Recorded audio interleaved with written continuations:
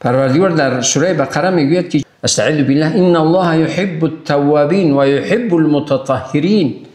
پروردگار انسان‌های بندگان توبه کننده اش و بندگان پاک شده اش و بندگان پاک، چی پاکی بدن و لباس باشد، چی پاکی چیز باطن باشد، دوست می‌دارد. پروردگار بنده پاک تازه و آزاده اش را دوست می‌دارد. حتی در حدیثی است که پروردگار پاک است، پاکان را دوست می‌دارد. در حدیث دیگری هست پروردگار زیبا هست، زیبایی را دوست می‌دارد. اگر لباس کهنه هم باشد باید بوگین نباشد، کهنه هم باشد شستگی باشد. شسته یعنی تازه، آزاده و بی‌بو، بی‌داغ و دیگر باشد. پیامبر صلی الله علیه و آله میگوید که چیز الطهور شطر الایمان، پاکی یکی از شاخه‌های ایمانداری مسلمان هست.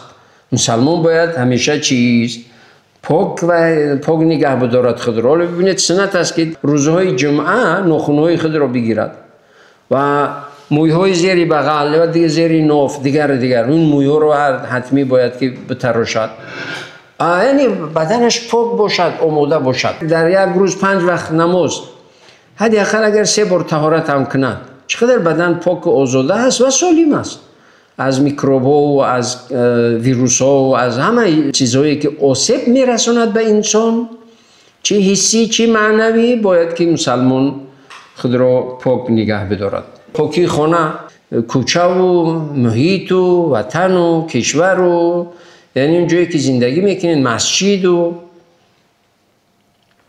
این همه برای مسلمان خیلی چی هست؟ مهم است.